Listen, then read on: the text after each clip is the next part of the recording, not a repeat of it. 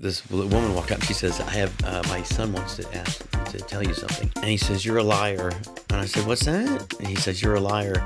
Wow, that is really that's a smart little cute. And.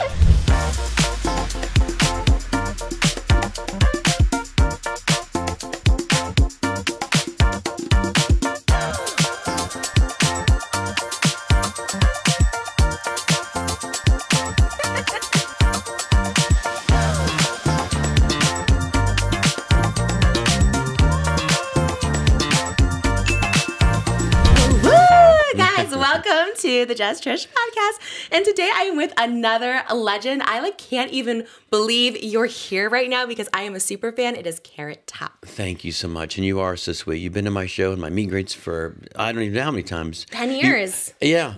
And you brought me these boots that I wish I should have worn them on the plane. They were the wrong size though, right? No, they're not. No. No. Oh, okay. Because I didn't know. I thought maybe they were the wrong size. No. And you know, people have come back to from friends of mine that said, you got to, and they'll put them on and they usually, if they fit, you got me 11, they're perfect. Yeah. Oh my gosh. That makes me so happy. I love that you remember. Oh yeah. You can't miss these boots. They're like rainbow glittered high top boots. They're unreal. Well, you're rainbow, you're bling, you're everything. I feel like Lily Tomlin in this chair. Don't you feel like Lily Tomlin? So cute. You do look so cute. You matching. I swear we talked about this when I walked in. You said, "Oh my God, you matched the set." I had no idea that this was going to be. Crazy. I mean, I know it was a pink thing, but I didn't think about I didn't put the two and two together. The pink is crazy. I love it in a good way. Because usually pink and your hair's not even red. It's pink. I know it is kind of pink. Yeah. Actually, I know. People, what happened to your red hair? I'm like, it's kind of red. It started getting gray, so I said, well, I'll just change it. You said you did it yourself last night. I did do it myself. What's that process? Like one night you're just like, I'm just No, I knew I was coming here and I thought I want to have a little fun, so I thought I'd make it kind of like freshen it up and put some blue and some purple and some green and some pink and some red. It's kind of every different color. Just by yourself? Yeah. Listening to music, because that's what you do? Yeah, I listened to some, I think I had Queen on and I was playing my hair. It looks cool. And then the little headband. Your style is so cool. Your personal style and stage style is awesome. Thank you. Yeah. I guess, is it style? Yes. So it's a lack of style. There's no inspiration behind it? No, not really. I don't know. People sometimes will say, you're from your neck up's enough. You don't need to really, if I have something crazy, and they're like, why would you already are, so. Yeah, but over the top is what makes you. I feel like when people see you, they're like, that's Carrot Top. Yeah, true. If I didn't have makeup on or I didn't have hair color, they'd be like, "You okay? Yeah. Fine?" Yeah. Do people? I'm sure you're probably the most recognizable celebrity in the whole world. I would think. In a lineup, I am for sure. Yeah. If I didn't do it, I did. They think I did it. Do you always love I get recognized. I mean, and I get I get a lot of people that will say, "Oh my God, that's a pretty good Carrot Top." If you're, I'm like, maybe you're trying to. Do people ever say that? Like, you look a lot yesterday like someone said that. No, I walked to the MGM and this guy's like, "Dude, are you trying to be Carrot Top? It's pretty good." No way. So I'm nailed it, huh? Yeah. How is the MGM? Is it okay? Yeah. Well, you mean with the hacking? Yeah, I can't even get in my own emails. I don't know how someone got into the MGM grand, but thanks for calling MGM. How can I help you? Oh, you can help me. Yeah, it's horrible. It is. And I don't know how, I mean, that's what, it's probably some 12-year-old kid, little hacker, but they haven't fixed it yet, so they should call my nephew, he'll fix it, because all these kids are so smart. Wait, your nephew knows how to hack? No, I hope not. If you're watching, you better not be hacking things. Oh my God. But they're smart. If I can't figure out my phone, I'll give it to him, and he'll give me the thing, and boom, you're back on. So, but you were at the MGM, so you were just walking through, not playing. I had met a friend for lunch, and I was trying to find the restaurant. As I walked in, some guy's like, dude, that's a pretty good Carrot Top if you're trying. I'm like, yeah, I'm not trying. You're like a walking advertisement for everything, your show, all of that stuff like that.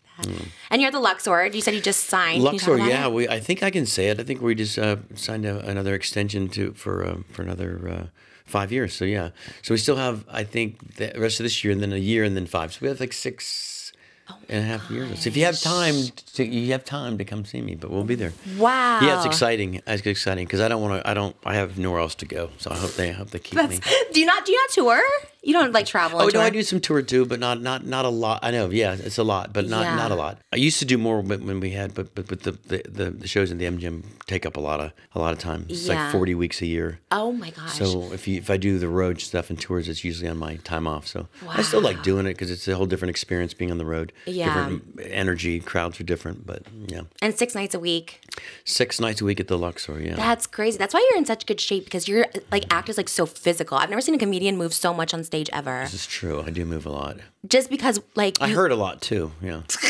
Seriously. Do you? No, you know, when Do the you take show's over, you're like, oh my God, why does my arm hurt? Oh, Do you yeah. take like an Epsom salt bath or something? I should. I like that. I should do an Epsom salt bath. Because I would I imagine. haven't done that in years. Yeah, Epsom salt. I like that. I think that's My mom probably always good. used to soak your feet in Epsom salts. And Wait, so- really? No. I wonder if it works. You done it? No, Oh. when I was a kid, my mom always did it, but that's funny. I should maybe try that. Just lay in a whole bath of it.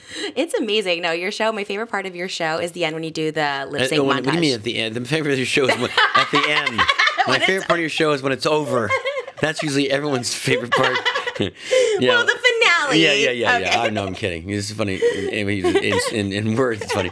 Right. Yeah, that is a fun. You know, it's fun for me too. Actually, that part because I get to run around and pretend I'm a rock star. So that's fun. No, but you are like an actual rock star with Well, the I'm an eyeliner. actual rock star. Oh, yeah, we're right. You party. Everything except the part how you don't know how to play any instruments. I'm just like a rock star. But you sing, right? Well, I can play drums. Right. I can play drums. You were in the marching band in high school. I was in the right? marching band. So In Florida, shout So I out. can play, Florida, yeah. In the marching band, with the drums. And, of all things, because drummers are the coolest part of the Yeah. band, naturally, the drummers.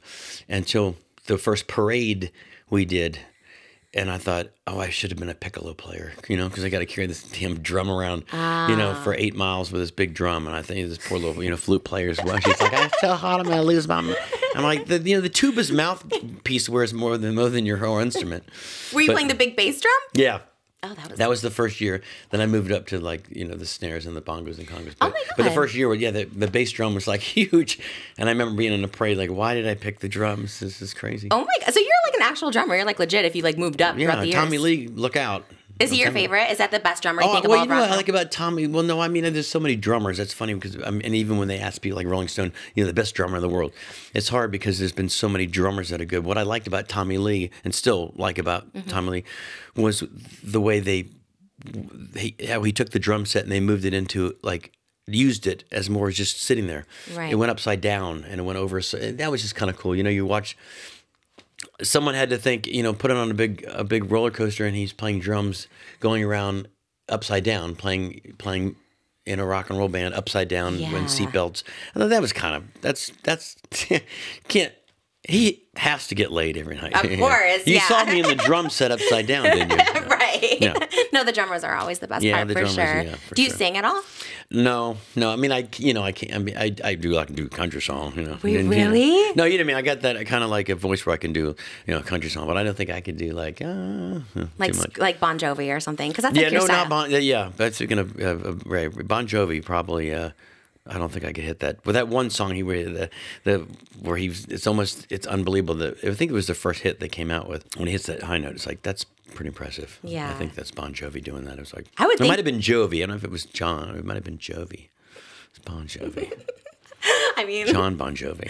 I would. I met him. He's very nice. Really? Yeah, very nice guy. Very nice. Yeah, he like sang at someone's wedding. Did you see that? I was Oh, like, oh my that's cool. gosh. That's like, cool. Could you imagine? Has anyone ever asked you to perform at a wedding before? Yes.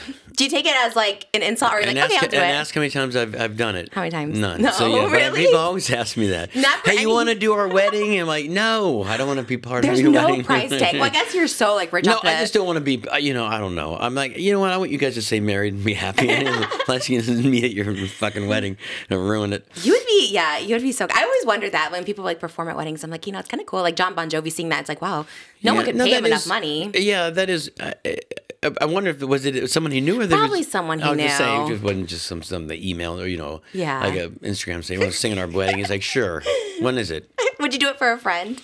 No, not even for a friend. You're like, no. Weddings are off my. I don't go to weddings. I don't do weddings. Yeah, well, because you're at the Luxor, you're headlining there. Yeah, that's why. Yeah. And you made all that money off the AT&T commercials. Nice. There was an era there. There was an era of which was a fun era because they were payphones. No one knows what a payphone is anymore. Right.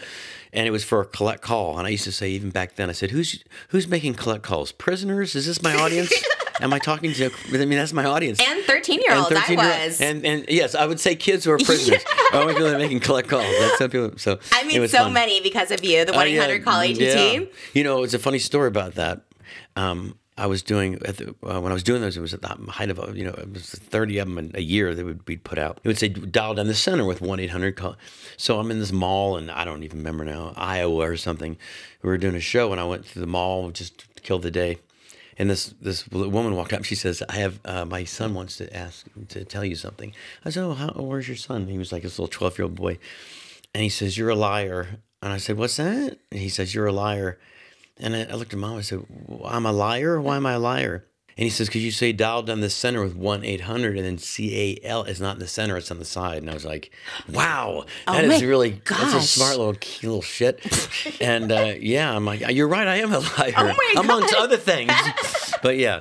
Oh my gosh, what did you say? You're just like, yeah, no, you're I right. said you're right. You are going to be smart when you grow up. You already are smart. You don't have to grow up now. Right. But you should work for an executive one day, for an ad agency. He should have been on the set when we were filming it. By the way, it's not down the center. It's not in the center. But I just never forget that. It was so cute. You're a liar. It was cool because you would see the blue numbers down the center, so it made sense that you would think it would be down the center. Yeah. Did you come up? You did a lot. I read every one of them. That you improv'd. Yeah, all of them. What they would do is, I know. What they would do is they would give me a kind of an outline of what the scene was going to be like at a beach or at a basketball thing or hockey, and then they would say, Carrot Top ad lib. That was the script. I'm like, oh, really? You shouldn't have. Thanks, writers. So you say Carrot Top ad lib, and then do the 1-800 call AT, and then whatever ad lib again. Yeah. So yeah, all those commercials I basically did without any help. And they were fun. They were good success. They were very successful. They did great. Wow. So they would just be like, okay, you're at the basketball court. Come up with something. So I said, okay, we'd come up with some kind of basketball thing, or put me in a basketball outfit or something. The very first one the very first one I did was great because I had never done it yet. So we're on Santa Monica at the beach, and they had the payphone in the park there by the beach, and I don't know, there's like 200 people on the set. Just for a phone commercial, it's amazing. There's like 200 people involved. And okay, and action. So I did the whole. Hey, if you're on the call 1-800.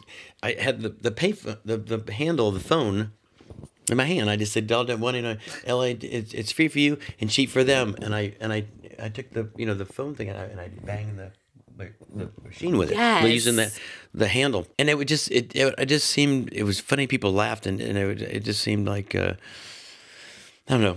So we're sitting there and now we're moving on. It was like hour 3, or we're gonna take a lunch break, and everyone came over and they said, we have to redo the whole thing. And I said, the whole thing? Why? You can't hit the phone with the thing because you're defacing the property of the phone. And you don't even think about things like that. You can't. The company's watching you, going, you're banging the phone on the phone, right? So people are gonna think they're gonna do it too. Is that logic? Yeah. So yeah. And I'm like, okay. So that got the highest rated. They had to redo it, but they got the highest rated one out of all the ones I ever did. Because I hit the phone. Oh. That's what people liked. But then they were like, no, we don't. They didn't like it, but yeah. But they used it. They used it, and then they got all kinds of complaints from from people, not from people, the company itself. What AT&T? Yeah. Oh, but the phone. The company looked back and said, "Ooh, I don't think that's good." But all the numbers were the highest rated because I was banging on the phone. So it's just interesting what I learned doing commercials with like a big company. There's so many more people that get involved and look at it in a different light than as a dumb comic. I don't know what I'm doing. I'm just trying to get people to laugh. That was crazy. No, because you were everywhere, and it was like this wild person on TV. Like as a 12-year-old, you just watch you, and you're just like larger than life, Because like I didn't know at 12, and then you're just like, oh my god, this person is like. Yeah. So he looks cool. You looked like a rock star, and then you were doing the banging on the phone thing, and I was like, "Oh my gosh, that's amazing!" So the line, it's cheap for you, free for you, and cheap for them. Did you come up with that one? No.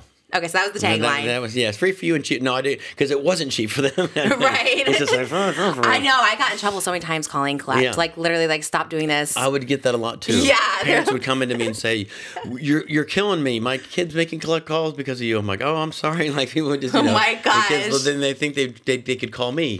Oh right. They're trying to call me. They're trying to call you. I'm like, that's so funny. Just look you up as Carrot Top. Yeah. Thing. It was cute though, but yeah. Oh my gosh, that's so. Do you get paid? I wonder, do you get paid every time you say it? Like now that you said that, will they pay you for that tagline that you said it right now? Let's find out. It's free for you and cheap for them. Just dial down the center with 1-800. Call AT&T. They probably don't have that anymore, I guess. I haven't seen I don't see payphones anymore. but I've kind of in my head thought of going back to them and saying let's do a new thing. with me as the old, remember me? Now we have and do something with cellular or whatever it happens to be. Oh my gosh, that would be so smart. Yeah, we're trying to see if they're not going to now because. Wait, why? No, because I made fun of them. Yeah. Well, you could like smash the payphones since those are a thing of the past. So actually, like yeah, destroy them. There was fun doing the AT&T was great, and they were always good to me. We must have done 4 or 5 years of those, so it was good. Wow. Yeah. So probably how many a year did you do? Like, oh, we did a lot of them. Yeah, we just looked one up that someone sent me the day, and it was timeless. It was still funny. I was like roller skating, and I don't know. They're all so good. I said, hey, good looking. You want to pick you up or something? Some stupid thing. I don't know. And then they have to improv back with you, the actors. Yeah, that's my biggest fear. Yeah, I know. Oh my It's gosh. always everyone's. It's always everyone's fear. Well, this improving. There's one where you did like an interrogation with a woman, and I was like, I would be so nervous. Like, what do you even say? Yeah, sometimes, but yeah, they would hire people, right? Professionals. They'd read for them or something. People to this day will come. I was in a commercial with you. I had to read for it. And I said, yeah.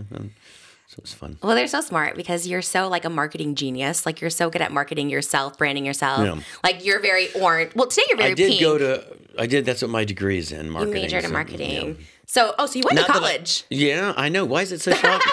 Shocking to you? I don't know. You always hear like people. I know. No, I used to sit in my show in college. I know, right? But no, I did, yeah. Wow. And a degree in marketing.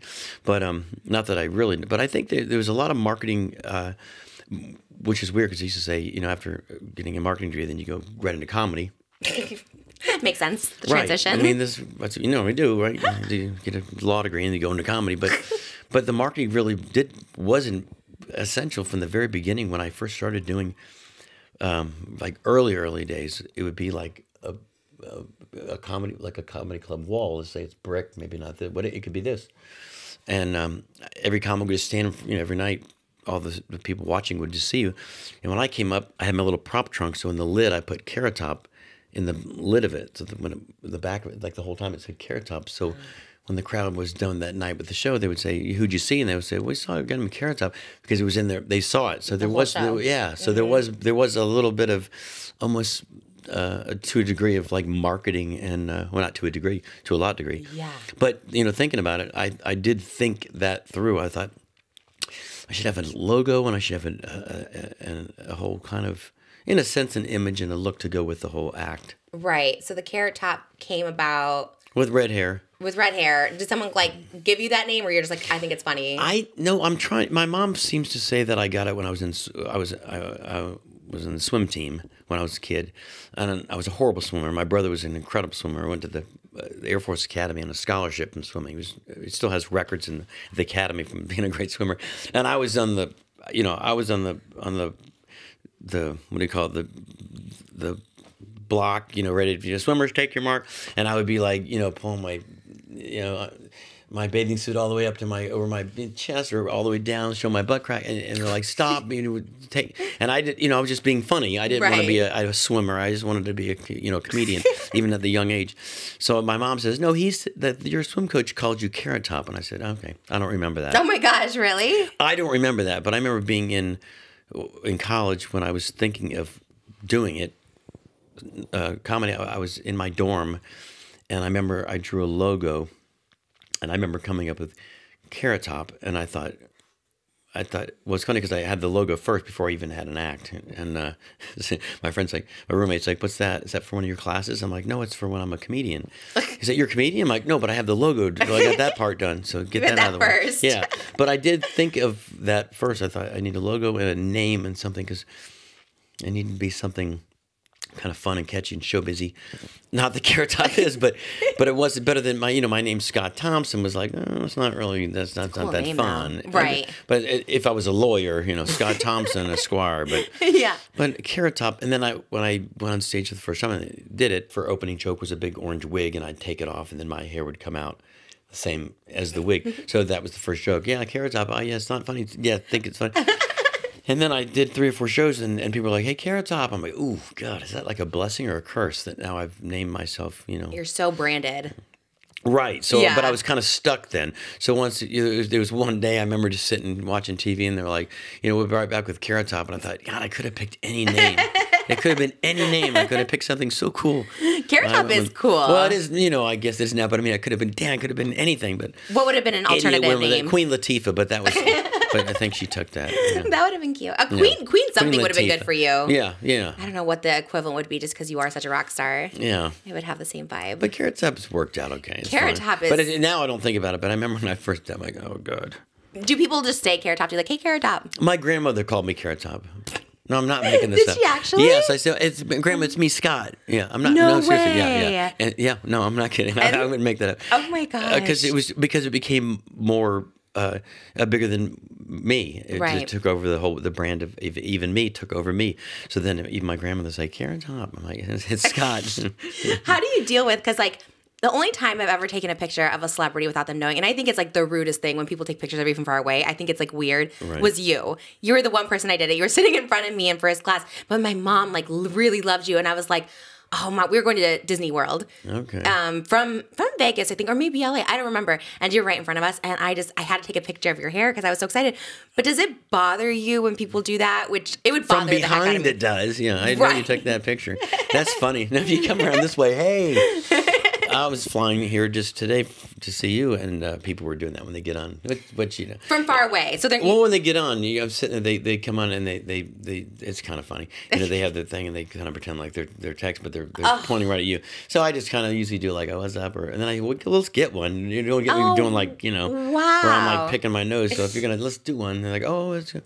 Yeah. So you don't have like your head. No, I don't. Yeah, I'd rather people ask me for a picture than sneak one because it's always the worst pictures when they sneak attack and then send that's the one you see in the magazine where it's like Carrot Top's let himself go and it's like it feels like weird. Yeah. So you're like I look like shit. Why did they use that one? Yeah. Because you look shit in every picture, dude.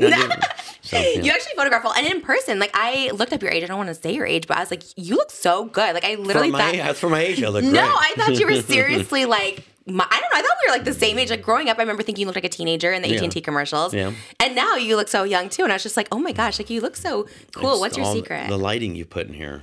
Serious. Serious. That It looks true. good. I do it for me too. Yeah, right. No, I don't really have a secret. I mean, I think I look better than I know I look better than my ages, but I don't know. People always do say they're like, wow. You haven't aged. I'm like, yeah. Wait till you see me get out of this chair. You'll see. When you see me get out of here, you'll see. Looks good. Doesn't move well.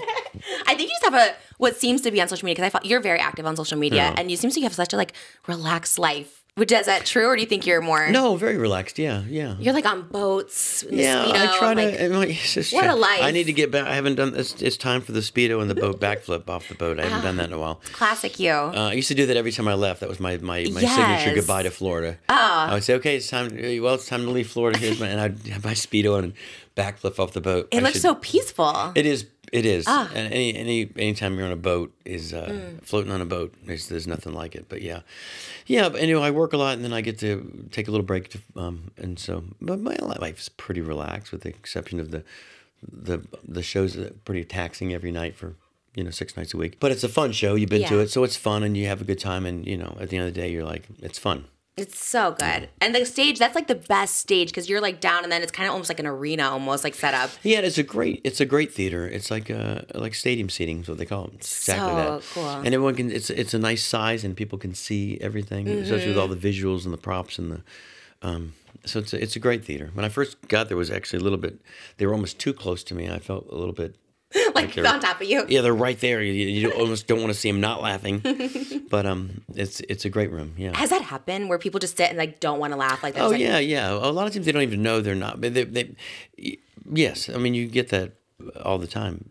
But it's weird because I've done this for almost 38 years. You can't really specifically hone in on one person too, because comics are very well known for doing that. And anyone singing, everyone, they always do. Everyone does it. They hone in on one particular person, and you might think, oh God, they look miserable and they're not. But then at the end, they're the first one to stand up, kind of thing. Oh, interesting. So you don't know right away first. Sometimes they're just listening. They don't know unless they're just literally. Has that ever happened? Oh yeah, People Vegas sleeping. I guess that older. Vegas, yeah, drunk. I not a lot, but it always gets it gets a laugh like it's like a plant, and it's not a plant, but I'll say, is that guy like sleeping, and everybody like and has a weird like a sigh, and then or they might laugh, and I go, no, seriously, I don't care that you're sleeping, but what joke did you just say? I'm done. What exact joke was it you just said? I'm going to bed now. Just give me a check to nap. Which your show is like boom, boom. Well, It's like joke after joke. And that's what I usually say. I said, how do you sleep? Because my show's not only loud, but it's fast paced. Yeah. And there's lights flashing and there's music every second. So I'm like, how did you fall asleep during my show? It's like, I can see, some shows where it's like a melodic kind of, some Cirque shows are just the music almost puts you into this trance. Right. But this show is so rock and roll and fast paced, and it is surprising that they fall. But like you said, they could be liquored up, or they just don't even know. They're just like, I'm out. It's done. Vegas, yeah. I'm done. So I usually let them sleep. I just let them sleep. Really? Let them sleep. They paid, so they have a little. They already paid, but I'm like, yeah, let them sleep. That's how many jokes are in your show? Oh, too many. But yeah, there's 1,000. Probably even just like one-liners. Just I wouldn't say 1,000, but I don't. We'll have to do. I'll have to check that one day. And get the one day, math just count it out. Yeah, I know there's a lot of. We did find out recently with the because we had question about one night. Someone came backstage and said, "How many sound effects do you have in the show?" And I said, "Well, it depends on every show kind of is different, but I don't know." I said maybe 50, and my sound guy's like, "Dude, you have like 250." I'm like, in one show? He's like, yeah. So there's a lot in video wall stuff. So there's a lot going on every second. Yeah. Yeah, your tech person should. Yeah, there's music. VIP. There's and I've always wanted to be kind of like that because I don't know, when you go to a show, you just want it to be real fast paced and real kind of, you don't get let a chance for people to do that, sleep. Right. No, yours is definitely the most exciting. I used to be like a stand-up comedy groupie when I was like 18, and there's sometimes they would drag a little. Like you're like, okay, the stories are really long or whatever, but yours is just like, I like laugh out loud at your show. Like it's like, how can you not? Everyone I brought to it, my husband saw it for the first time. I think 2 years ago we went like laughed out loud. Oh, like good. he had obviously never seen. I mean, he's from Israel. I don't think he toured over there, so he's from Israel. Right. Like he didn't know. I'm huge in Israel. Huh? I'm huge in Israel. Oh, are you? Oh yeah. We did summer tours there every day. Well, he's like, well, we never knew. We didn't have Carrot Talk. We didn't have the AT&T commercials over there. Right, no, I know. That's true. So he was like very unfamiliar, and he was just like laughing. Like it was, I mean, everyone, that's like the show to go to. My dad will always go to that show because it's like guaranteed. Like you can't not laugh at your show. Like you just can't, right? Like it's not like someone would go there and be like, this isn't funny. Well, we always hope that. The night they stopped laughing, then you're in trouble. But it's amazing, and no one does prop comedy. I guess I was watching some interviews. You said older comics did. I don't know any. I guess before my time, I don't know. Yeah, there's not a lot of modern day comics that do props, but there's been, of course, many back in the day. There was more vaudeville days and more, of course, with Gallagher. There was Gary Mulder. There was a lot of guys that didn't do it to the extent that I do. I think though there's a lot, in a different kind of way too. Like Rip Taylor did props, and Rip Taylor was more of a pun based. He'd say, "Hey, it's a booby trap," and it'd be a bra with mouse traps on it. Pretty so good. It's like a play on words. Yeah. So I kind of did it in a different kind of way. Presenting them in a different kind of way, to make it different than what Rip Taylor did or what Gallagher did. It was kind of a different kind of style of prop comedy. Kind of like Shark Tank, like inventions, you call them. Yeah, that's exactly Yeah. Because when they did the South Park episode, I remember saying, or Family Guy, I forget which one it was. I said, they did the seesaw, and I was like, I don't really. I remember they gave me the script, and I was like, this is horrible. And then it was the guy picks up. It says in the script, Carrot Top goes by, and then he picks up a saw with glasses on it, and he says, "Oh, a seesaw." And I'm like, It's very Rip Taylory, right? So I was like, so I told everybody I didn't think it was that funny. Seth MacFarlane, to tell Seth MacFarlane something's not funny, Right. He was like, "Oh, dude, what's not funny about it?" I'm like, "Well, it's not that it's not funny. Don't get me wrong, because it's funny, but it's not really what I do. So it's kind of not really a Carrot Top-y kind of thing." And he was like, "I'm confused." Oh. And I said, "Well, how about if we do like one of my props?" And he said, "Well, give me an example." So I told him one of my props, and he's like, "Oh, that's way funnier and more clever, but I think the point of this is to fuck with me too. So, you want to kind of dumb me down to it?" He goes, No, we don't want you to. We want you to shine in this, but I think the audience is going to get it if we do like that kind of joke instead of doing, my paper cups and string joke with the call waiting. He said, "That's great, but I don't think it's got to be a quick joke, and it's got to be kind of funny and kind of dumb." And then I said, "Well, and we already have the animation for it." So it's done. So I said, well, then it was a waste of phone calls. So we're doing this or we're not doing it? He says, it's up to you if you want. I said, well, let's do it. Oh, you did it? Yeah, of course I did. Okay. And then I went and we did it. And then they called me and said, if you're in LA, we'd like to have you come in and do another one kind of with us live so because we're tweaking the animation. So I went into the actual studio with Seth MacFarlane and the whole crew, and that was really cool because you're sitting behind the glass looking at the guy that does every voice imaginable. Yeah. And he's right in front of you, and you're like, and he's doing the voice, and you're like, I can't concentrate. This is awesome. Like And it turned out to be one of the best episodes. And to this day, people still walk by and say, "Seesaw, dude." Oh so my they were gosh. right. I was completely wrong, but it was great. Maybe like the general American audience, if they know you or don't know you, they'll still get that joke. Maybe that's what they were thinking. Yeah, you know? it was like I said, it was great. It worked out great. And the fact that you got to be yourself on like Absolutely. Family Guy is crazy. It was great. It was a great moment. Because people write you in a lot to like shows. I've seen like you. How many guest appearances have you done as yourself? Probably like 100. A lot of them. Yeah. I was looking up all of them because I remember you on Holly's World. I was talking to you about that. Like you've just been on every single show. It's like insane. The Vegas, you're all around with Chris Angel, all this stuff like that. I was taking George Lopez's daughter out on his show. That was funny. What? Well, I don't know about this one. George Lopez, yeah. Wait, really? Wait, Yeah. wasn't she like so young on the show? No, it wasn't that long ago. The first, it was not that long ago. But I guess the George Lopez shows. Well, he has a new one now. Yeah, it was the other one. Okay, the So it original. was about 8-9 years ago, probably now. Wow. But it was kind of funny. So there's a knock at the door, and he's saying something to his daughter, like, where are you going? I have a date. And all of a sudden, ding dong, and I open the door, and it's me. She's like, you're dating Carrot Top. It was a funny episode. Oh, that's you're everyone's dating dream. Carrot Top? Oh, okay, this is not happening. So it was He fun. wasn't about it? No, he was fun. On the show, he wasn't about it. No, yeah, I mean, yeah. Because I think that's like everyone's dream to be dating It was Carrot just Top. it was a funny, a good punchline that his daughter's, I'm here to pick up his daughter. Oh my gosh. So it was funny, yeah.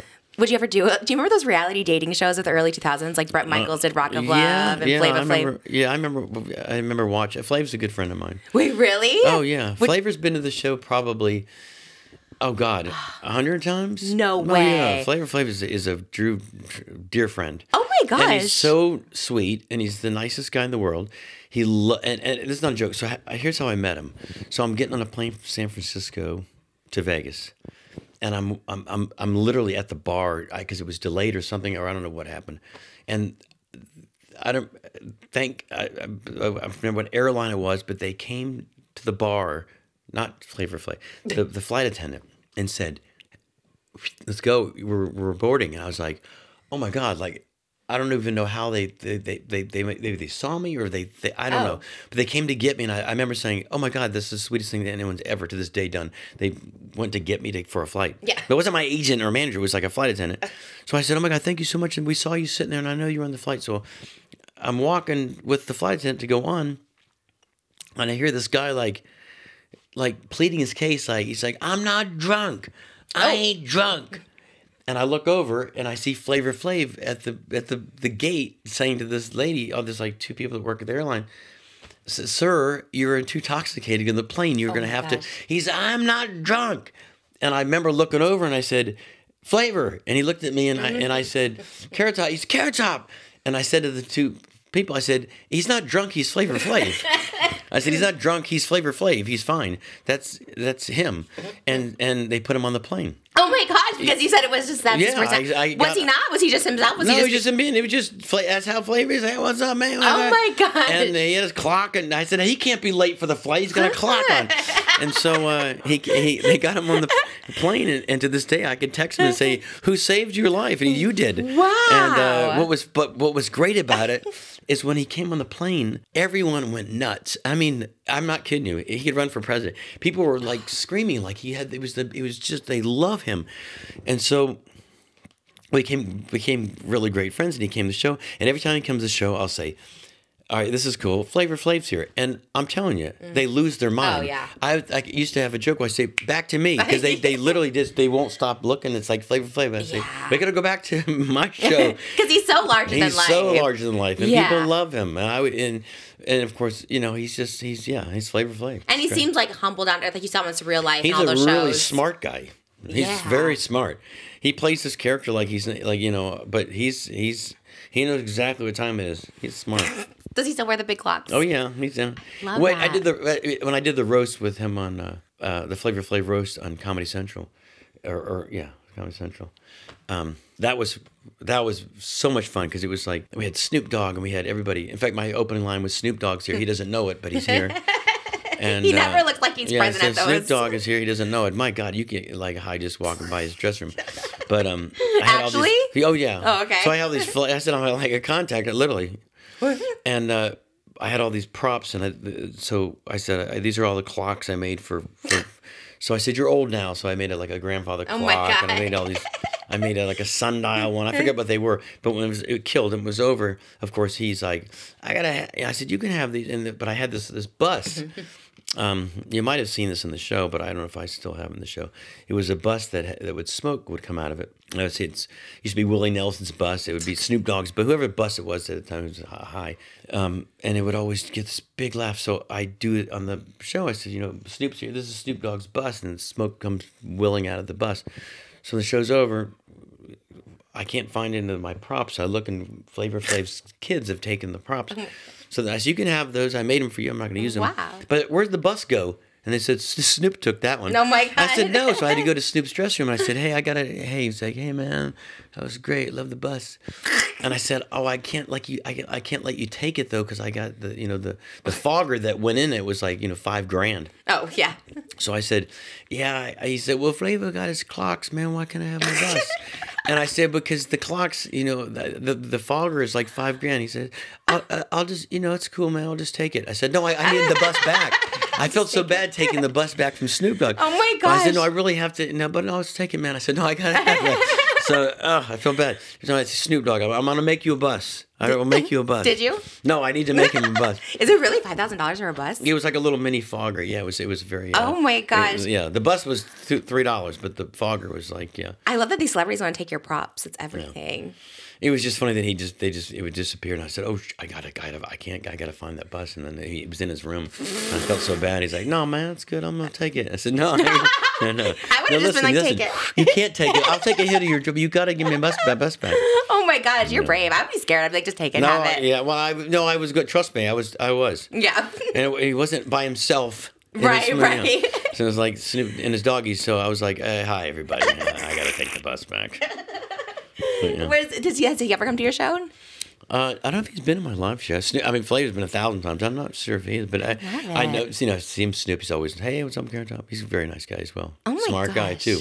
Brilliant. You know everybody. You really. Well, I've been in this 38 years, so you don't know if I know everybody. I would kind of get to see, talk to everyone. Yeah, you see kind of people. But when I lived in L.A., back in the day, you see everybody. You kind of forget that you're in L.A.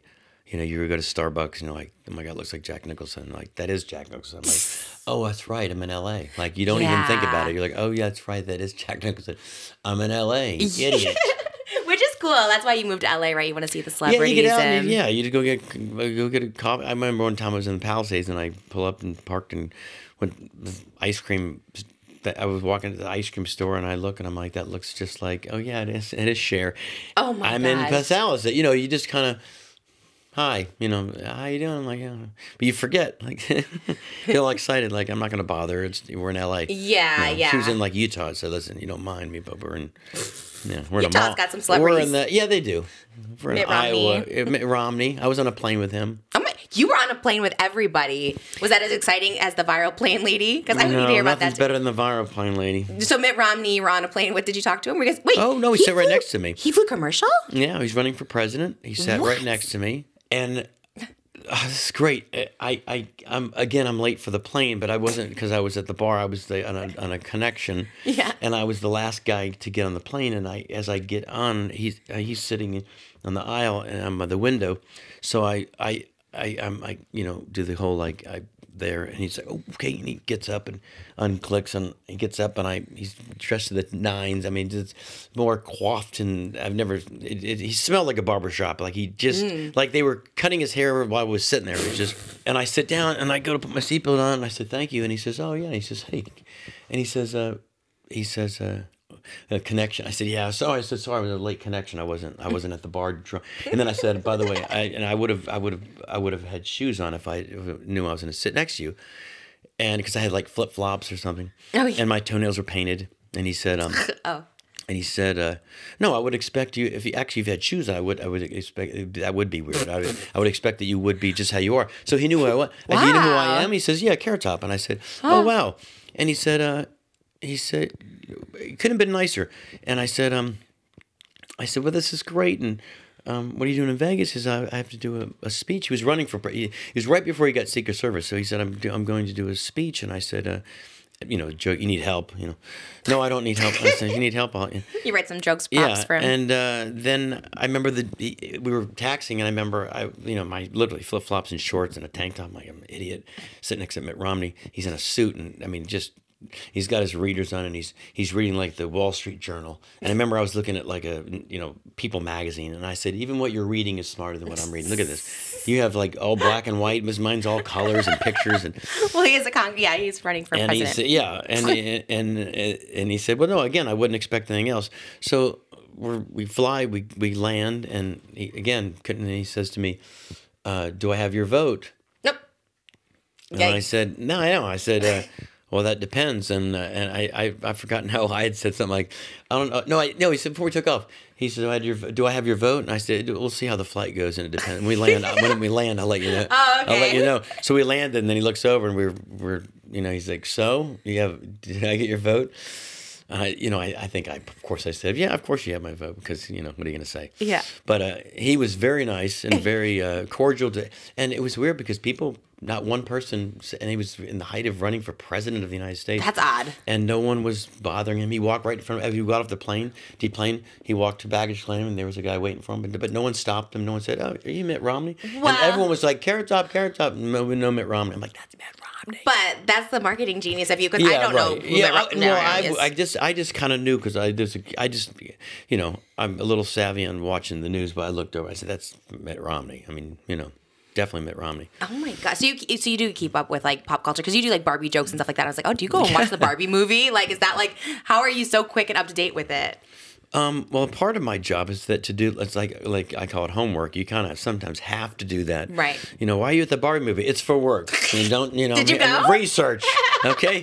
No, I've not seen it yet. I saw I saw the cup and the thing. Yes. No, I've not seen it yet, but I kept saying, you know what? We put it in the show. Right. So you do a joke about it, but you haven't seen it. Yeah. Okay. I did the joke about it, but and then people have said it was great, so I was going to go, and then I thought, you know what I'll do? I'll watch it next time. So my plan was, when I went to Florida last week, to watch it, and I didn't. I forgot to watch it. I slept the whole flight, but my intentions are to still see it. So yeah. Well, you are Barbie. But I had all the jokes. I did all the jokes. I feel bad. How do you do jokes on something you haven't seen? I know, it's kind of like I did a thing on my Instagram last week when I was talking about ranting about people parking. At the end, I was wearing a Yellowstone shirt from the show Yellowstone, and I remember it just happened. So I ad-libbed it on my own. I didn't even, it just was in my brain. I said, people that back in is the most annoying thing. What is this new, it's like a new trend. People, when you pull into a parking lot, you have to back in. What happened to just pulling into a spot? And then you have to back out then. So why are you back? Are you robbing the place? Is it just park? And I said, but you pull out, then you just pull out. And I said, like you learn when you're a kid, you pull out. And then people are like, yeah. And then I said, it's things like that annoy me, like people that wear Yellowstone shirts that have never seen the show. Oh. And so because this guy said, "Oh, dude, I love your shirt. It's a great show, right?" And I said, "I've never seen it." Wait, you never saw? saw? And you're wearing a Yellowstone shirt. I said, "I know. I'm gonna get to it." Were you I getting just paid like the to shirt. wear No, it? I just like the little logo, like a little Y, yellow Y. And I know it's going to be a great show because I love Kevin Costner and I love the idea of a ranch. So it's going to be amazing. But I really have never seen one episode of it yet. Do you hate when people, like, because you're such a big like band fan, when they wear shirts and like Nirvana and they have no idea who Nirvana Yes, is? I do hate that. Oh, so you are the poser though with the Yellowstone. Well, that time I was. Yeah. I was that guy. But you don't like it when people do it with bands. That's why I put it in my Instagram. I made fun of myself. People that wear shirts I had never seen. So I'm making fun of myself in that. But yes, I do. It's kind of I do that all the time to people. I'll be at the show and I'll see a guy in a Dallas Cowboy shirt. So I said, "Oh, big Cowboy fan." He's like, "No, I'm not a Cowboy fan." So you're wearing a Dallas Cowboy shirt. They just like the vibe, kind of like you. Yeah, same like I did with the Yellowstone. Yeah. But I do have intentions of I'm sure I will love that show. People raving about it. And again, Kevin Costner is probably, he's never done anything bad, so that would be a good show. Yeah, no, that's true. I feel like Kevin Costner, I feel like I haven't seen him in a long time, but then you hear about like a divorce and all the personal. That's the thing, like your personal life doesn't really get out there. Like Kevin Costner's going through like this divorce. It's like messy. His wife wants all That's this money. because his wife is marrying me. I don't want to talk about it.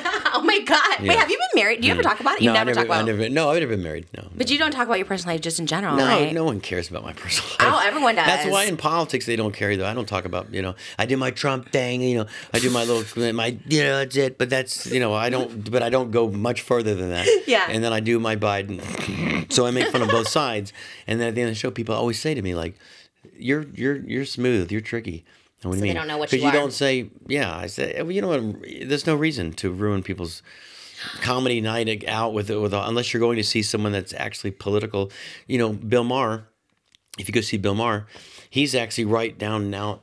I saw him not long ago. He does exactly what I do is I just do both sides and I don't address that. What he does, he rips on both sides. So when you leave, you really don't know who he wants. Oh, interesting. He'll just go on Trump for like 15 minutes, how horrible he is, and and then he'll go off and how bad literally, and the whole crowd's like, well then what side are you? But he does a whole, because he's political humor. Back to the plane situation, the lady on the plane. You've done interviews about this, but you were actually on the flight where the lady did not know if the person was real. I feel like this is so viral on TikTok, so I have to ask you because you are firsthand account. And there's not a ton of clips because I was trying to find the clips of you talking about it, and it's all these like robots like typing what you said about it, but not actually you talking about it. I talked about it on Fox News. Fox News, yeah. Yeah. So the lady, you were first class, which by the way is amazing too. I would think you're private jet because you're so like popular and like people coming up to you all the time. Like I'm surprised you fly commercial. Yeah. Okay, so you were there. You saw her get off. Were you like any interaction with her?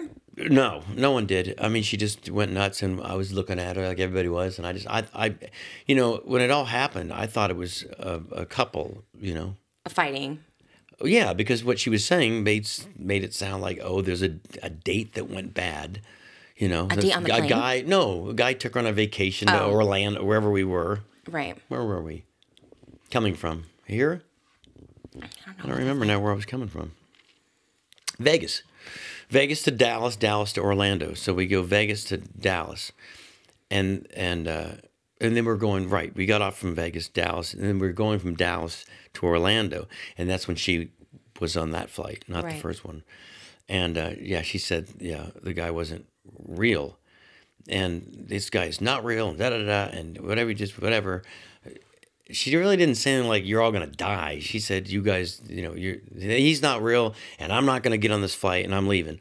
So I'm like, I'm waiting for the guy to walk by with all the bags, like, sorry, everybody, Right. I effed up, I didn't take her to the nicest hotel, or the night he wasn't real. And then I kept looking back, and then there was nobody. So I'm like, what is she talking? And everybody's like, what is she? I said, I don't know. And we still didn't know until it became viral. Yeah, no one knew. What the hell she talking about? And then when we got off, someone walked over and said to me, because we're all waiting around, he said, you want to see the video of her? We took it. I said, oh my God, yeah, let me see that. So she showed it to me. I said, oh my God, can you send me that? It was just some random lady. She said, yeah, I want to post it. So because it's funny, because I wasn't posting it for any other reason, just to say, I was going to make the fireworks show in Orlando, but I'm not now because this lady went nuts. It wasn't a viral thing. It was real time. It hadn't even, happened yet. Right. So I put it on my thing, and I said, this crazy lady went nuts, and so I'm not going to make the fireworks. That's it. Then 2 days later, it was a big news story. And then 3 days later, then you got everyone calling, me. Right. Do you want to do an interview? And I said, I don't even know what I'm going to, what do I have to say to add to it? Right. But they said, no, we want to get, like you just said, firsthand of someone that actually witnessed it. I said, well, I'll tell you, but it's not that exciting. So I went on, what happened? I said, what you saw. I mean, it really wasn't more than that. We just all stood and no one got mad. No one was scared. You weren't scared about it? No one was scared because she just kept saying, that guy's not real. And we're like, okay, she's drunk. She's on meds. Something you don't think, she didn't say, there's a bomb. She didn't say anything like that. Right. But we had to get off the plane because they had to bomb check the plane because of what she was saying. So, so you were delayed and stuff. 5 hours. Yeah, we sat in Dallas, and if you've been in Dallas, probably you don't want to sit 5 hours in Dallas. What did you do? Well, this funny thing. Normally, I'd go to a TGI Fridays and get bombed. The best. But that's all they have there. They have a TGI Fridays. Yeah. Every time you go to Dallas, where do you go? You go to TGI Fridays. So good at the airport. Or you go to that's where you go. You go to TGI Fridays. That's all you have. Not good on a Thursday, but we go to TGI Fridays. But when we got off the plane for this delay, there was nothing on that near our gate, and they kept saying no one leave. They kept saying no one leave because we're going to get ready to board again. So we all just stood there, and then an hour turned into 2, into 3, into 4, and then finally we're like, can we all go get like a drink or a snack? People were going to get food and stuff. But if they had said we were going to be delayed 5 hours, we would have all had a little more fun with it. But we all just sat there and waited and waited and waited. And then she tried to get back on the plane. They just were like, no. You didn't step in? Everyone was talking. No. I was already in the plane. We were on. Everyone that was coming on, they were all saying it. And I'm like, she's still here? Yeah. And they said, yeah. And I said, you're going to be kidding me. So then people were getting a little frightened. And the guy came on with American Airlines and said, sorry about everything that's happened. The woman is not getting on this plane again. So everybody applauded because she was trying to get back on the plane. I didn't know that part of it. That's so okay. So she wasn't like. No, she didn't leave. She wanted to come back on. Oh my gosh! So we all were like, what? And then they said she's not. So then we all, we took off and landed in Orlando 18 hours later. Oh my! You spend so much of your life at an airport. That's why you need Carrot Air. You just need Carrot Air, exactly. Yeah, because then you don't have to deal with all this stuff. Pay for the covering will pay for the Carrot Air. Yeah, I'm surprised you haven't done more. I mean, you don't need the money, but you just are so branded. No, I need the money. No, you don't. You always need the money. There's so much carrot stuff you could do. The money. You do all your own logos too, right? I do, yes. We're having a little fun campaign right now with my fans because we wanted to see what I wanted to see, because people always say that you've drawn all logos all the years, which I have. And so I thought one day after the show, I thought, what would be fun is do a contest and see. I know what it started with. I'm sorry. The reason it started is because I was reading about the Rolling Stones, and they said, did Andy Warhol made the tongue logo? He didn't. Oh, really? You always see it in that Warhol style. He did. Well, that's what everyone thought. So right. I had read about it that he didn't. A fan came up with it. So I thought, oh, that's amazing. So some fan came up with the idea of a tongue, and the whole band at first were like, a tongue doesn't make any sense. Right. Which is amazing now looking back. Of course, they are too. Yeah. Is that it's the most recognizable logo in the world. But, that's what's fun about life. Even the Stones were like, no, this is weak. This is, And then they went with it. And then, of course, it's changed over the years. And maybe Andy Warhol had come in and maybe fixed it and did some other things to it. But a fan originally came up with the idea of a tongue. Wow. And so I thought, maybe I'll get my fans to kind of come up with something for me that's just, might shock me if they come up with something that's completely, not something I'm thinking of. Something so different. Yeah, so the people have been submitting some submissions and stuff and some logos, and so we'll see if there's something at the end. Yeah, just for fun, a contest. They get to come to Vegas and, Oh my gosh, you're going to fly them there? Yeah, we'll fly them there. But that lady will be on the plane with them, the crazy lady. You have to come. When you get your private jet, you can fly people out more often. Yeah. The contest winners. We'll hope and see what something comes out of it. So it was just a fun idea. After I saw about the Stones, I thought, it might be cool. Maybe someone will come up with some thing that I never thought of. Oh yeah, your logos are so sick. I have every T-shirt ever that you go to your store. It's so good. Have you ever gotten starstruck? Have you met the Rolling Stones or anything like that? Oh yeah. Do you ever get starstruck? No, I answered to both those. I'm starstruck and I've met the Rolling Stones. I am still starstruck. I'm one of those guys, and people always say that to me, like, dude, haven't you met? Yeah, I've met a lot of people, but you still are like, oh, that's cool. It's just something. It's not like, but starstruck, it depends. It's different how you use the word. Like, if people literally go, I don't go crazy, lose my breath, but I'm like, that's kind of cool. It's like, it's kind of cool. The band Queen came to my show, and I had met Roger and Brian, but the fact they walked back into my dressing room, it was just, security's like, we're going to go grab Queen and bring them in. And I was like, okay, this is kind of cool. Crazy. And yeah, and even though I had already met them, it was just them coming back. Well, before I'd met them, they'd come to the show. Brian May did. Roger Taylor. And my friend says, Roger Taylor is here and he wants to come back and say hi. And I'm like, Roger Taylor?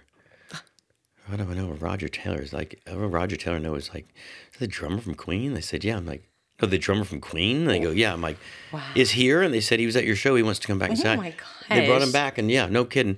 And I said, oh my God. And we've been best friends ever since. I mean, I mean, literally, he's the sweetest guy in the world. Brian May, the sweetest people in the world, the most humble people in the world. And as you know, but you know, people always say, hey, if you're ever in London, Matt, you should go stay at the house with me and the wife. And of course, you know, next thing I know, we're going to go to London. So my friend, I said, Roger, we're coming to London, just FYI, and you know, whatever it was, you know, a month. Well, you must stay with us. And I'm like, you know, well, first of all, that's very sweet of you, but I'm not going to do that. Even if you said, stay with me, I'm not going to stay at your. So we didn't, of course, but we did say we're going to be in London. And he met us for, you know, lunch and dinner. And then he took us to his house and his castle and showed us the studio with the Queen records and the drums and the thing. And it's just, it was surreal. And my girlfriend at the time, this is pretty funny. We go and she's kind of sick. We went to Stonehenge and she was not feeling well. And I said, well, we have to go to Roger's house because, you know, cannot go to not go. Right. They're expecting us, you know, for lunch, and they probably have a castle. And she's like, they don't have a stupid castle. And I said, I bet they do, right? So we have this stupid bet together. It's going to be a castle. I mean, you do. It's Queen, sure, like it's Queen, yeah. but she doesn't understand like it's Queen. Like it's royalty. You have Stones and Queen and you David Bowie, Elton John. They have castles. So sure enough, I'm on the phone. And I said, hey Scott, I said, yeah, we're just getting off the interstate now. He says, oh, just to go to the right, just take a right, and then our gate's there. So I can see it before I even off the interstate.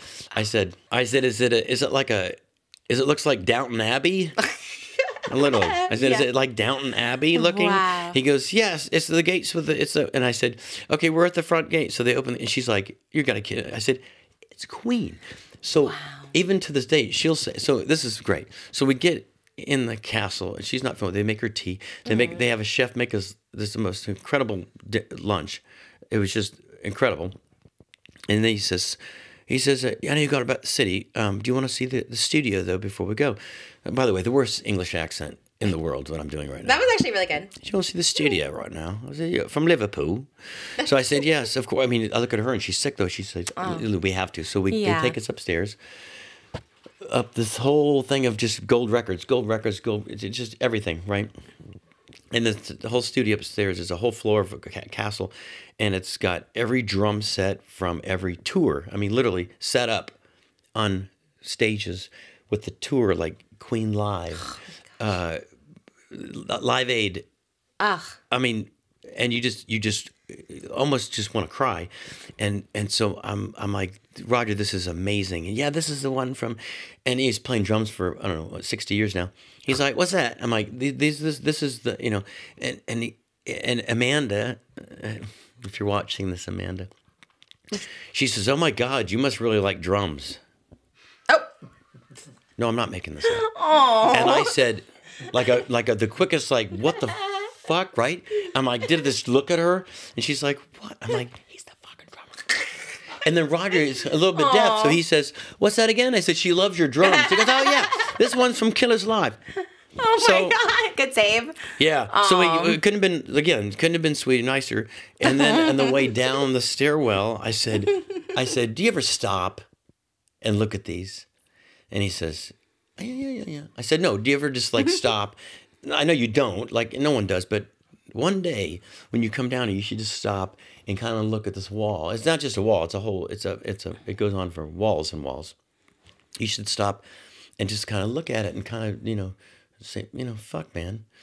And he says, I said, what's your favorite one? He says, well, I don't know if I have a favorite one. I said, well, this album, this one here is Killers Live. It's like dark green, and it's a gold album on a dark. So I said, that album like changed my life, that one. He says, yeah, that one. I said, yeah.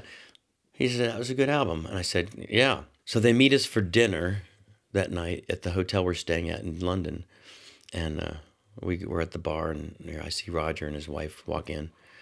And it was my birthday. And I said, oh, would you get me anything? And it's just this, square thing.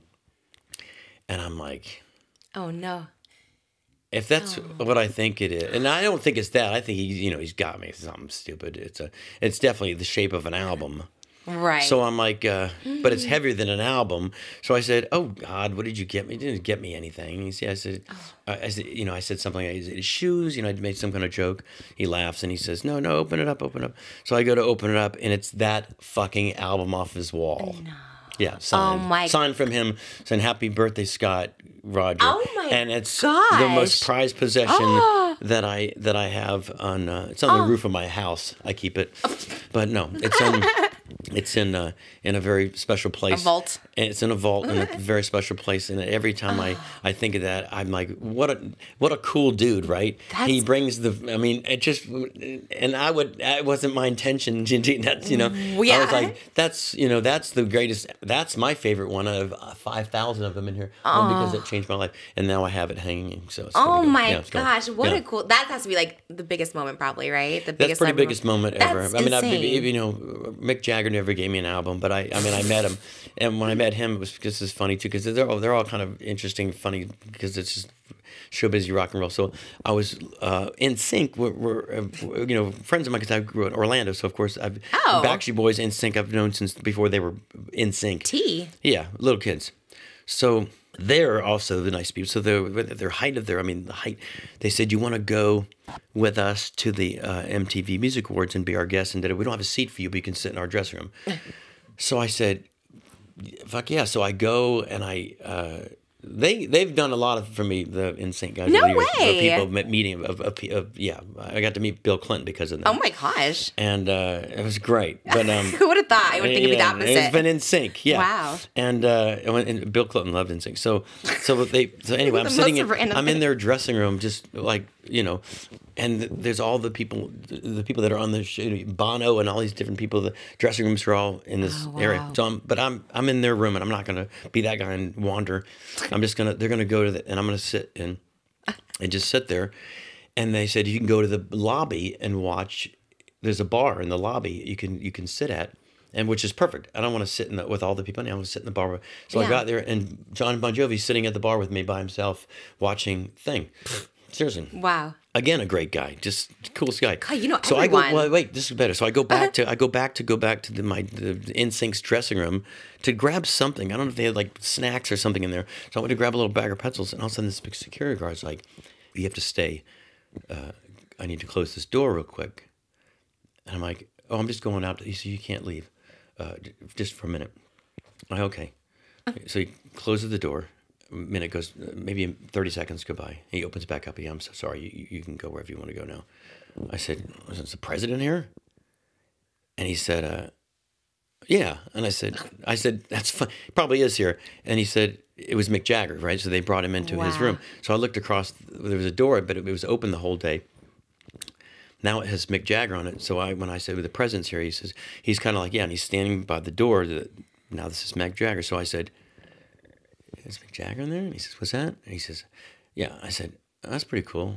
And he says, "Yeah." So he's just standing there. And it was only 5 seconds after they put him in his room. And this guy's standing there.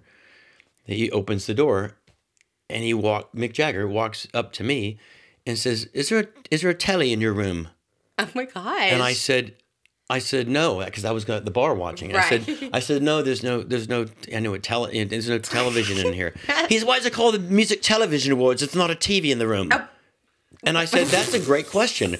And he yelled at me, and then walked back into his room. And I said, "That was awesome." That was the exchange? He yelled I don't know why, but that's a great thing to ask. Why is it the Music Television Awards and it's not a TV? Did he know you? I don't think so. Oh. But oh my gosh. But I think he knows who I am, because I was invited to perform for his daughter at her birthday party, so I think he must know who I am. And you didn't say yes? I didn't say yes. No, not even for Mick Jagger's daughter? No, I was frightened. It was going to be an apartment in New York. Oh, an apartment in New York? An apartment room. Oh. No, in an apartment building room, just a hotel room.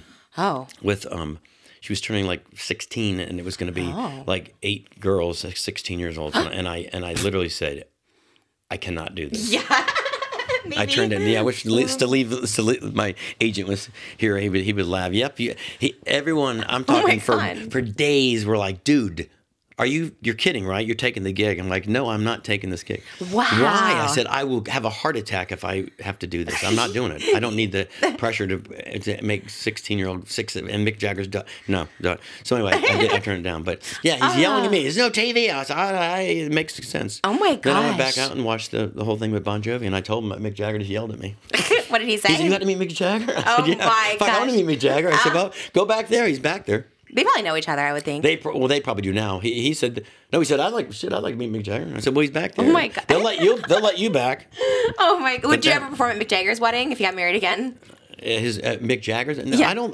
You're just not a wedding person at all. I'm frightened to do anything that Why? requires that much responsibility. No. For even Mick Jagger, you want it? He calls you personally. Yeah, well, like when they do this thing when I perform at the White House with the president. No, I would have a heart attack on the way to it. Wait, why? Yeah, it's You're just too much. It's too nerve wracking. Can't do it. Even though you've done this for so many years and people are there's obsessed with certain you. gigs there's certain ones I just always have not done. Not that they would ever ask me to perform at the White House, but They haven't. no, I'm saying even if I said if they ever did, I don't think it'd be funny, wouldn't it? Carrot Top's up next. I could see it. But Bill Clinton was a huge fan. He said, I always liked all your jokes. And I said, oh, thank you. And he said, it was funny because I did a lot of Bill Clinton jokes. And I used to do, when my hair was really, really, really big and big, just a fro, I used to say, I look like Chelsea Clinton on a bender. Oh my God. And so, seriously, and I remember Bill Clinton, he was shaking my hand, he says, I love your jokes. And he knew it because he said, I like the one you do with, it was like a tennis racket with a rear view mirror. I said, yeah. And he says, oh, it's great. He says, just no Chelsea jokes anymore. And I said, I will never do it ever. He my says, gosh. He said, all right, I'm good target. She's not. I said, okay. Aww, Isn't that great? wow.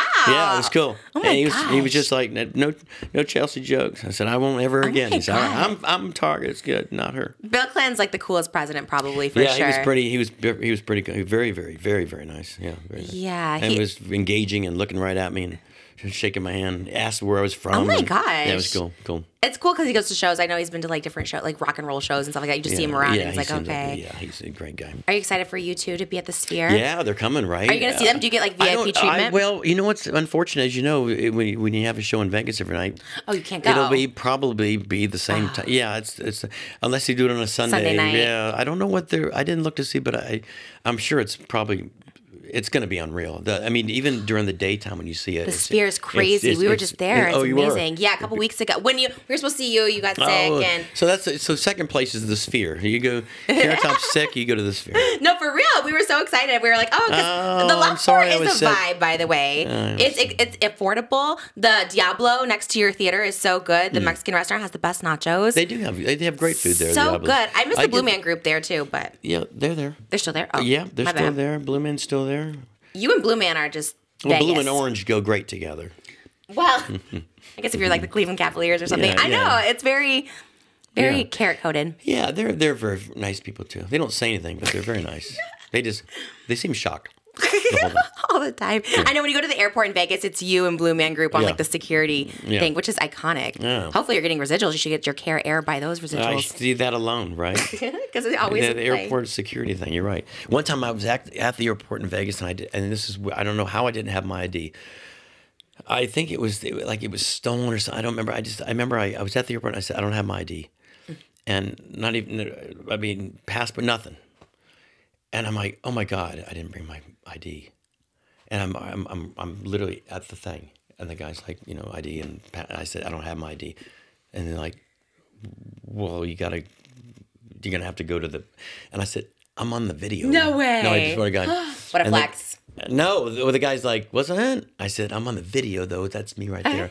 And he goes, where? And I said, it comes on a loop. Just a second. So I stood. I did. I moved over just for like a second. It went by loop again. I said, ready? And right after the magician guy, I said, there, that's me. He goes, oh, yeah, I see you every day. You still got to go get an ID. I said, No way. no. It But I'm didn't on the work. video. He said, I can't let, dude. I'm At like, the I airport. Yeah, I got to go back. I had to go all the way back and explain. And they had to fill all this paperwork out to, Oh my to get it. Which gosh. it makes sense. You shouldn't be able to get through, even if you're on the video. But it was kind of my way of, I got a way. Me. That's you. Yeah. And easily if they looked you up and Googled you, it'd be very easy. Yeah, no, it's airport, so I guess I can see how. But Yeah. it's like the old commercials they used to do for Visa. Those were great. And that happens to me all the time. What were The those? Visa commercials where they'd say, It was me. It'd be Jerry. It was the first one was Jerry Seinfeld. It was for American Express. Sorry. Oh yes. So yes. Jerry Seinfeld would walk up and say, "Hi, I need to get 2 things," and they say, "Oh, great, here you go. I need to see an ID with your thing." He's like, "I'm Jerry Seinfeld." So, but they would say, "Oh my God, I'm a big fan." First, right. in the ad, and then they'd say, "Need to see your ID." So that was the big gag, and they would do it all the celebrities, and then it would always happen to me, no matter what. They said, "Oh my God, Carrot Top, I've seen your show like 20 times." Oh, cool. And I give them the card. I need to see your ID. I'm like, you just said you were a fan. I know. They still have to, for security, they have to show the camera. Right. But it was just like, this is just like the American Express commercial. It's like right out of the same exact thing. What's the coolest thing being a celebrity, being like at your level has gotten you? Like what's I think, just meeting your heroes. People, seats, and heroes, of course, that's probably, or going, like you just said, going to a concert kind of thing. It's years ago. Again, I was dating this girl that worked for the agency that I worked for, and we went to a concert, and it was Toby Keith concert.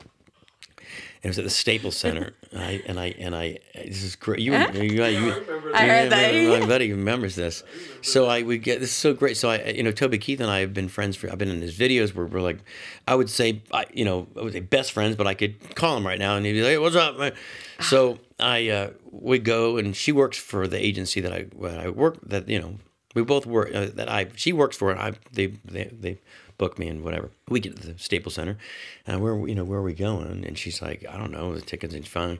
I asked the guy, "Where are we going?" He points to this, like, I'm not making this up, like some section where I don't even know. I don't even think birds were up in this section. There was just, you know what I mean? There wasn't even oxygen where the guy pointed. And I said, "Where?" And the guy said that. And I said, "What the?" So I'm not. So I'm like, grab her, and I'm so mad. I'm like, the only reason you're in show business is to get fucking good seats to a show. Yes. And I know the guy. We should be on his bus. So she's like, "Okay, whatever. Then you get us." And I said, "Okay." So I said to the guy, "Hi," and he goes, "Oh, Carrot Top, come on." And Staples Center, come on in. I said, "Where's Toby's bus at?" "Right down there." So I walked down. I said, "Hey," "Where's Toby?" "Right, just go through that door." Guy standing there. "Oh, Carrot Top." And I said, "Yeah, Toby's on? Yeah, Toby's on here. Come on." It's like 10 minutes later, we're literally having a conversation with Toby Keith my gosh. on his bus, and I said, "This is how you go to a concert." I'm a little spoiled, but no, but I also knew him. It's not how I would go to a Rolling Stones concert. I wouldn't be on their bus, but I would probably have seats in the front, somewhere in the pit area or some on the side, but I wouldn't be in the nosebleeds for someone I know. That's so funny. So it's kind of like, I'll never forget that, and she won't either. She's like, "Oh my God, you're all right, okay, I get it. Next time you book it." I said, "No, next time just think." You know the guy. Yeah, right. Toby Keith is like an icon. He's also very iconic. Great guy. That's a random friendship for you. You're friends with like the most. It is. I know. I know, from Mitt Romney to Bill. Oh my gosh! From Mitt Romney to Toby Keith. Yeah, it's all over the map. Or Travis Tritt. I have a lot of friends that people are Larry. Some make sense. Oh, you and Larry the Cable. Right. But there's someone like that, like a. I don't know. There's other people that people are like, "You're like friends with that?" And I'm like, "Yeah." Wow. Who's the person like that on your phone that you just can't believe you have? Oh no, there's a lot. I don't know if there's. Well, the Roger from Queens. That's pretty big. There's a whole bunch. There's Toby. There's a whole bunch. But you don't think about it. But you're like, yeah, everyone's just people too. So once you get to know them, it's kind of interesting. Right. Shania Twain's is a great friend of mine, and we met same way. She came to my show, and they said, "Don't announce her." And don't, she just wants to have a night out and doesn't want to be. And I get that. I'm like, because I probably would have said, "Hey, Shania Twain's here." Right. And they said, she's asking if you. I said, "Of course I won't do that to her." So I come out and I start doing the shots where I hand out shots to the people in the audience. And as I walk into the audience with the little shot things, she's the first one standing up, like waving for a shot, gives me this big hug and a kiss, and is dancing to the music. And I still didn't say anything. I was like, shit, I just met Shania Twain, and she's like really, really enjoying the show. So the show was over after. I said, she wants to come back and say, I said, well, absolutely. So they bring her back. She said, "Oh my God, you were so fun." And ever since then, we've been, great friends. But it was just funny how at first, she had no clue. She might not have, maybe she didn't enjoy the show. She wouldn't have come backstage, and she wouldn't have been standing up waiting for a shot. So right. I won her over. So she was, it was great. It's great. That's so cool. And then you became friends. You're living everyone's dream. Like, I feel like everyone's dream is to become friends with like their favorite celebrity. Yeah, especially when you grew up watching them, that's Yeah. great, That's really cool. That's how I feel right now with you here. Oh, I'm like, you're oh my sweet. gosh, Carrot Top's in my house. You're sweet. No, you have no idea. Regis and This Kelly, is all not those AI? things. It could be one Yeah, day. right? We could be. Okay, one final question I have to ask you Yeah, because sure. I do respect you so much. And I just I really do Likewise, like. by the way, you're brilliant. No, Thank seriously. you. I really just love Mean you, that. your career. You've always been so nice. At your meet and greets, you're so kind to like each fan. We love seeing Boo Bear. So sorry about him. Oh, He yeah, was. thank you. Boo he Bear was a good little dog. Oh, coming out with you and stuff. It was just like so Yeah, much fun. She loved those meet and greets. She did every night. She did those meet and greets. So sweet. And the fans was funny. They'd love to see. So it was some nights she was the star of the show. bring her presence. No, I'd come back and they were like, oh my God, it's Boo Bear. She was like a celebrity. People would come out just to see her, and they would give her every night. They'd have gifts. They still bring gifts. Believe it or not, they still bring gifts for her, and it's great. But yeah, every night she'd be the day it's my meet and greet. Get out of here. She was great. Seeing her come out with you was amazing. Yeah. But what's your one piece of advice? Because you really, I was saying this right when you sat down, was like, how do you not have any beef with anyone? How do you stay out of drama? You're just so chill. Everyone loves you. You love everyone. You're hanging out with all these people. I know that is a weird thing. How do you stay out of it? Like if someone talks bad about you, right? I'm sure there's been times where people are like, People Carrot Top always talk sucks. sad about me. Has there ever been someone in the media that's like, Carrot Top's a hack? You talked about There's this before. been some and- people. So how do you just not respond, or do you just not care? Or like you're just like, I'm. No, you definitely care. I don't normally respond. I just get my feelings hurt and then kind of let it go, or don't let it go. But usually there's been there was one particular celebrity. I'm definitely not gonna quote, Yeah, of course. But said a lot of negative stuff about me. And then one day I was staying in a hotel here in Los Angeles, and I just happened to be coming off the elevator, and the doors opened, ding, and there's this person, and I said, hey, and they were like, hey, and I said, what's the whole beef with me? And when they told me, they were wrong. They didn't have the right. It was like kind of had to clear the whole thing up in a sense, and then it was like, oh shit, I need to give you a hug now.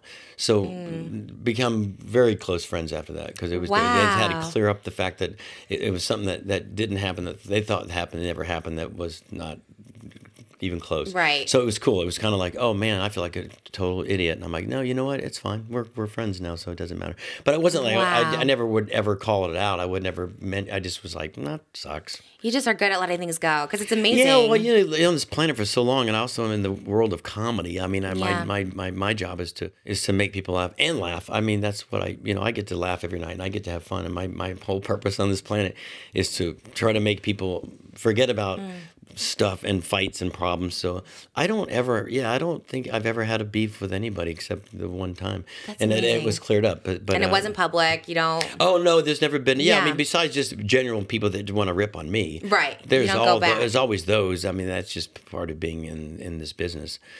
But as far as directly knowing somebody, yeah, it's only been a few. But yeah, You're the never hold them. nicest. Yeah, well, you want to be, and people always, when they say that to me, I always think, why would you not be? And they go, well, you'd be surprised. And I said, no, I am surprised. Yeah. Like I'm not surprised. I always find it odd that people, and not just celebrities, people in general. It's not just celebrities. Right. People in general that just aren't kind to people, and it's always becomes almost a cliche. Just it's easier to be kind. Well, it is, and it is so much easier. It's like it's hard to be mean and hateful. It takes so much more. So much work. stress, anxiety. Yeah, so much work. Yeah, it's just be nice to somebody. That's Yeah. not that hard. Even that's what was fun about that day on the plane, bringing that back. No one got. I mean, people were upset that we missed her, but no one yelled out one thing. They all just sat there. And they probably were Wow. thinking, you know what, she's having an issue. And you Yeah. know what, that's kind of sad. So, but no one was like, sit down, get out. Yeah. No one did that. Everyone was just like, They show kindness. she might be having an issue. She might be who knows? She might really have some kind of social disorder. So people were nice that day. Yeah, I love to hear that. Like it's shifting. People, humanity coming together. Trying to like. Yeah, I feel like there's some of that going around now. It just seems like people are trying to be kinder to one another. Not on the freeway just now, we noticed, but... Did you have trouble? I know you came. Thank you so much, by the way, for coming straight from the plane to here. Because I live far out of LA. You're going back, and No, the freeways are always. I'm just kidding. Yeah. It's, you see a general, except on the freeway. Right. It's called the freeway, by the way. I'm not charging you. It's free. It's the freeway. That's the. right. No. I appreciate it so much. I love your show. I hope Thank people go you. see it. I love your show and your costumes are fans everything. Oh, Yes. thank you. Yeah, I make all my own stage costumes and stuff. Yeah. I have so many more questions. I know you have to go because I have so many questions. I was going to ask about your workout routine and your style on stage. What workout routine? Oh, you look amazing. You're and I know sweet. I always wonder if like guys don't like when, because girls don't like when people comment on their bodies so much, but does it feel good as a guy, or are you still like, I'm not a piece of meat? I would love to be a piece of meat for somebody. Yeah, no. I mean, that's why I think you work out, is try to, you have to, for not only your own well-being, but you also do it to stay in this business longer, to stay in shape, so you can dance around like an idiot at the end of the show. What I do, so I was born, when I was a kid, I was on the swim team and I wrestled, so it's not anything new to me. It's kind of like a lifestyle that I've just always stayed in the gym and what. So people, just usually shocked by like, why you have muscles? I'm like, because I always have wanted to work out. It's not, it's not like I just wanted, people always say, you were skinny, then one day you had muscles. I'm like, no, go back and look at me in 1980, whatever. I'm the same exact body, same exact weight that I did when I was in college. I'm still 150. Same exact weight I've weighed my, maybe 155 if, on a good day if I'm retaining water. Water's always important. Yeah. Wow, with all that muscle too, you think you would actually be more. People think always I'm bigger. Wow. That's why I always wanted to be in porn. TV makes you look bigger. And now with the internet, they always say phones. that too. I always thought you were bigger in person. I'm like, no. I'm like, that's weird. I always thought you were like really big, and I'm like, no. The other day, someone just said that. I thought you were like Joe. I thought you were as big as Joe Rogan. I'm like, Joe Rogan is he's small, right? No, but I mean, like, but he's huge. He's okay. And he's like, you're like skin. I'm like, I'm not Joe Rogan muscle size. You I'm looked the same in that interview. You looked very similar. In that interview, I can't really tell because Joe's like on a desk. I don't know. But he's a big guy. He's a beefy guy. Yeah, bigger than you because your arms are crazy. No, he's twice my size. He's really? A I didn't know. And he's in great shape too. And we talked about that in his podcast. Why do people give comics grief for working out? He says, I don't know. I said, I don't either. I don't get why am I just not supposed to be in shape? I'm a comedian. They're like, probably. Yeah. Well, basically, I'm like, well, I've done it 30 years and I've always been in shape. So why now? I guess to be relatable. You should not be in shape. You're a comedian. I'm like, well, you don't want to be in too good a shape. Why Because then not? it takes away from, because you want to be so distracting. funny, but if you're just like, then people are like, this is not Right. weird. It's weird. So you want to be just a little bit. Well, you got want all the people other to say, stuff, oh, yeah. you look like he takes care of himself. You don't Right. say, I looks like shit, which is, most comics look like shit. That's why Right. people expect you to look like shit. Yeah. Would you ever do an OnlyFans? What makes you say I don't already have an OnlyFans? No, I don't. You know that's your private jet right there. You're right. That is the private thing. But everybody- I would never, God almighty. No, never? Even just thinking about it. Wait, really? Because you post everything on Instagram. Not I mean, that. a Speedo is there. You might as well post it on the OnlyFans. Speedo's one thing. I don't think they want to Okay. see the whole Carrot Jr. coming Never. out. They I might. love it. You're just like a humble king, not driven by money. Or what sign are you? Pisces, yeah. Oh. That explains it all. Yeah. Okay. That makes sense. Yeah, Pisces are really, really. I mean, every Pisces in there, we're water. We're just calm. We're just chill. I don't know any Pisces that are. All my friends that are Pisces are the same.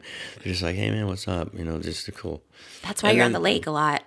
Yeah, very true. I love water. I love being surrounded by water. That's why I live in Vegas. It's no fucking water. But I have fountains like every 5 feet at my house in Vegas, like little fountains. Really? Yeah. It's like a little tropical.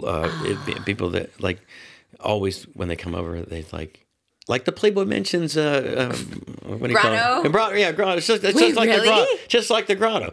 No, it's got like literally like every 10 feet, there's like some kind of water. Little fountain thing, so I feel like I have a little bit of peace Water in Vegas. Yeah, water is peaceful. My husband's very into water. That's his philosophy is water. I love to. Water's great. I feel like when we die, we go back into water. We're all just kind of like liquid bodies, beings here on this earth. I'm gonna go soak my feet in some Epsom salt. Speaking of water. Oh my gosh! Yes, I know you have another podcast to go to. You're very busy. You do 6 shows a week. You're in LA doing podcasts on Sunday. I gotta fit it in time for court. You have to go to court? Okay. Oh my gosh, that's the I still have to go to my hearing. Oh my gosh. Yeah, always out of scandal. I love that about you. You're so sweet. I hope so. God almighty, but yeah.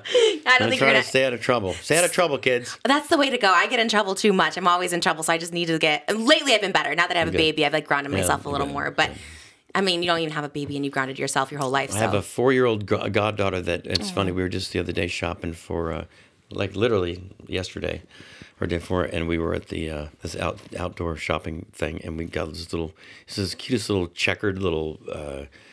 It looks like, I don't know. It just looks like Thanksgiving fall. It's just that perfect burnt orange, like little checkered dress. So I didn't walk in, and I said, "Oh my God, we got to get that for Taylor." And we're getting it rung up, and she says, "It's like a 4T, so I think it'll fit." And I said something stupid because I'm a comic. I said, "Or I can just get her out of the car and she can come in and try it on." And the girl's like, "What?" I said, "I'm kidding." And she's like, "Oh my God, that really got." She was like, "Oh my God, that was really funny." Because it just happened so fast. She's like, "If it doesn't fit her, it'll be okay. Oh, you can just bring it back." I said, "Or I can just go to the car and get her and have her try it on now." And she's just like, "What the fuck?" And she's like, "Thank God you're Carrot Top, because I would have called the police on you." I said, "No, I'm just kidding." No. Would you have kids one day, you think? I don't know. I mean, you can't say never. You don't know. Yeah. So I don't know. It's wherever life takes me, you know? Yeah. But I have fun with the little 4-year-old now. She's great growing up. She's fun watching. You would be the funnest parent in the world. You're just a fun vibe. You're like I think a I party would be vibe. I think I would be a fun. That's the problem. I would be too fun and not be like, you know, A disciplinary. I'd be like, yeah, let's do whatever you want to do. Yeah. Because you got to be parent. You can't be that. So. Right. But you'd be, oh my God, all the props. I'm a good uncle. I I love it. You're just a family guy on the lake. Yeah. Chilling, and then being a rock star in Vegas at night. I think it's so great. So I appreciate you so much. Thank you. I love your nails. And thank you. They're sparkly. No. I'm coming back to Vegas to see you to get the nachos and the popcorn. They have food at your show. You can eat popcorn at your show. You can eat popcorn at my show. It's very rare. You can't do that. I always love that. Yeah, is it? Yeah, a lot of places don't let you bring food in. I always find it funny when I walk into the crowd. There's always a guy just with a tub. I'm like, I always reach in and take a couple pieces. It's the best to watch. It's a little awkward. You couldn't do that during COVID, you know. I go and I dig in the tub and pull a piece out. The guy's like, You're the best. You're amazing. Guys, Carrot Top, check him out. He's so good on TikTok. He does his Saturday night recaps on YouTube. He's at the Luxor. He's literally everywhere. I can't believe you're here. Thank you, and all your fans, too, for watching. Thank you. Go give love to Carrot Top, you guys. And yeah, we'll see you at the Luxor. Next time I get the sparkly mic. Get a rainbow bling. Yeah. Cheers, honey. Thank you. Thank you so much. I really appreciate it.